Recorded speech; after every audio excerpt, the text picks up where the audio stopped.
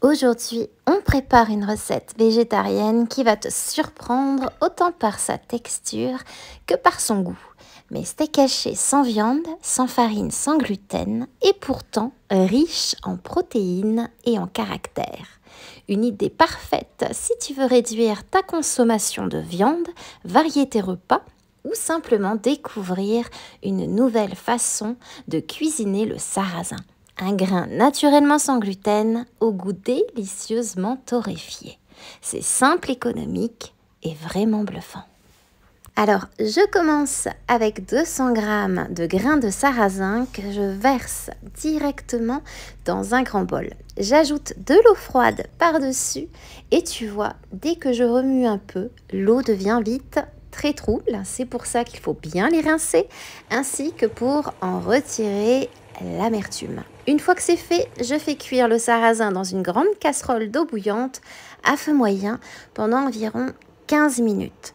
À mi-cuisson, je change l'eau et je te conseille vraiment de le faire. Ça permet d'éliminer le petit goût amer typique du sarrasin, là encore.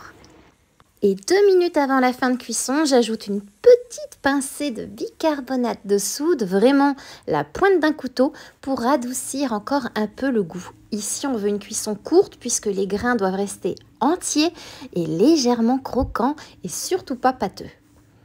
Une fois cuits, je les égoutte et je les verse dans un grand saladier. J'y ajoute alors 60 g de flocons d'avoine sans gluten et je mélange bien.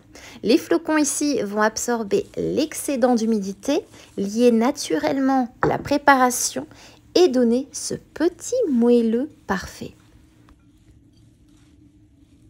Ensuite, j'ajoute mes 3 gros œufs, mais un à la fois. Le premier, puis je mélange bien. Le deuxième, pareil. Et le troisième, pour finir. C'est ce qui va permettre d'obtenir une texture homogène et bien liée, sans ajout de farine.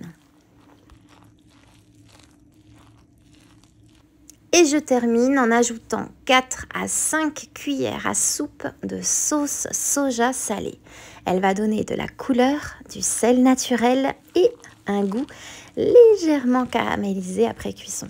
Pas besoin d'ajouter de sel, la sauce soja suffit largement.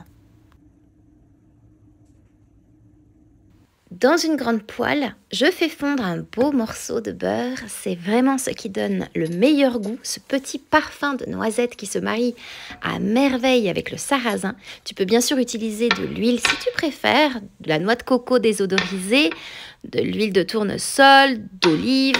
Mais honnêtement, le beurre, c'est le meilleur choix. Je dispose ensuite dans ma poêle des petits cercles à pâtisserie légèrement beurrés ou huilés.